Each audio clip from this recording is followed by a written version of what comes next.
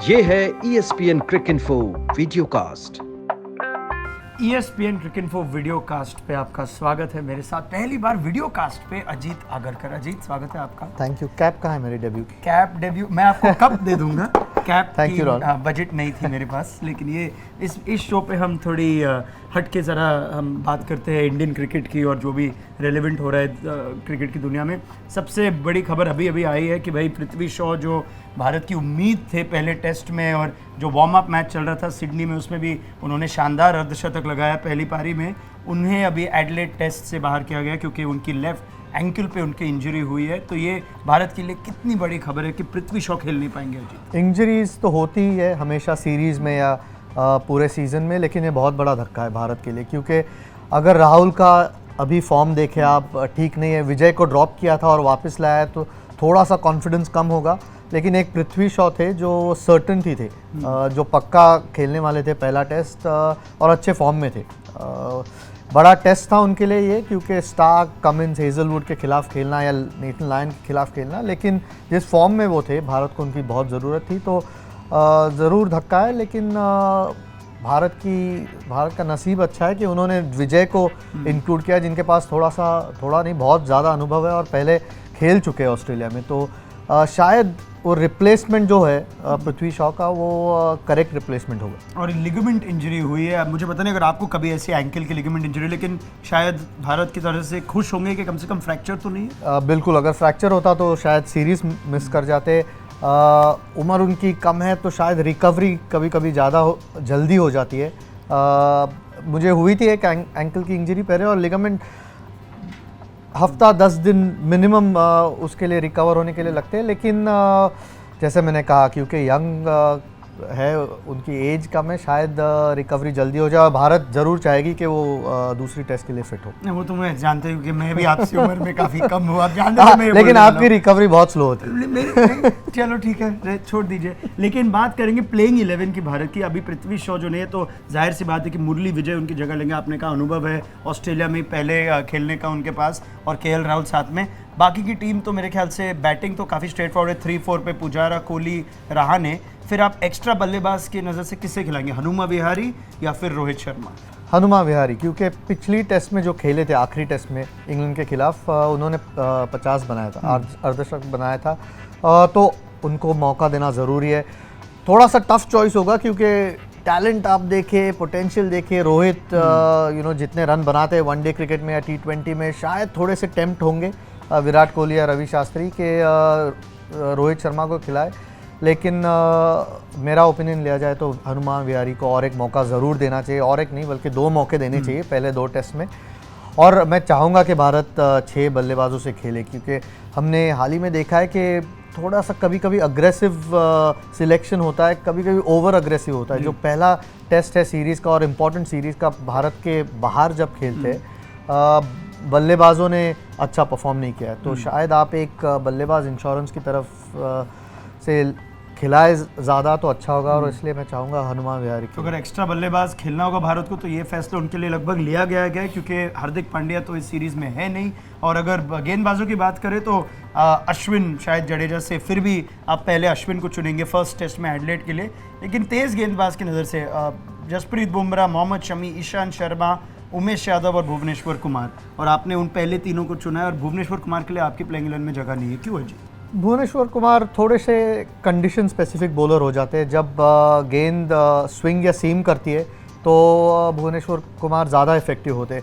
Australia में हमने देखा है हिस्टोरिकली कि पिच फ्लैट हो जाते हैं। शायद पहले 1-1.5 घंटे वो नया कुकुबरा बॉल स्विंग करता है, उसके बाद बिल्कुल फ्लैट हो जाता है, सीम उसकी बिल्कुल बैठ जाती है अंदर, उतनी मदद मिलती नहीं है पिच से या हवा में। तो जब वो नहीं होता भुवनेश्वर कुमार, वो बाकी के जो 4 गेंदबाज है उनके पास पुराने गेंद से डालने की, भुवनेश्वर कुमार अच्छे बॉलर है, शायद भारत को कंट्रोल दे। लेकिन अगर विकेटें लेने की बात आती है तो शायद वो बाकी के 4 जो गेंदबाज है उनके पास थोड़ी सी ज़्यादा एबिलिटी है। ईशांत शर्मा आप देखें, हाइट है, कंट्रोल से डालते हैं, बाउंस मिलता है उनको, और इन पिचेस पे मिलना चाहिए और भी ज़्यादा bounce. Shami wicket taking bowler है, उनका स्ट्राइक रेट आप देखें तो बहुत अच्छा है। बुमराह टेस्ट क्रिकेट 5 या 7 या 8 टेस्ट जो भी खेले, 10 से कम टेस्ट खेले, ऐसे लग रहा है कि 10 साल से खेल रहे, इतना अच्छा कर रहे टेस्ट में। और उमेश यादव के पास एक्स्ट्रा पेस और थोड़ा सा स्विंग है, तो इन कंडीशंस में भुवनेश्वर कुमार के पहले वो चारों मेरे लिए टीम में आते हैं। ऑस्ट्रेलिया में हाइट की आवश्यकता तो नहीं है विकेट लेने के लिए, आप चलते फिरते सबूत है उस बात की कि बिना हाइट के भी विकेट लिए जा सकते हैं। ये कैमरा में नहीं, मतलब पता चल रहा है, मैं थोड़ी फास्ट बॉलर हूँ नहीं, लेकिन पिच से नेचुरल बाउंस ऑब्वियसली मिलता है, लेकिन आपकी जितनी हाइट ज़्यादा है, ईशांत जैसे ईशांत शर्मा एडवांटेज होगा और ज़्यादा एडवांटेज होगा। हमने देखा है ऑस्ट्रेलियन बल्लेबाजी भी शायद हिस्ट्री में वीकेस्ट बल्लेबाजी वो पेपर पे उनके होम कंडीशंस में खेल रही, तो ज़रूर अच्छा करेगी यूएई से, लेकिन फिर भी अगर पेपर पे देखा जाए तो वीक है। और उम्मीद यही है कि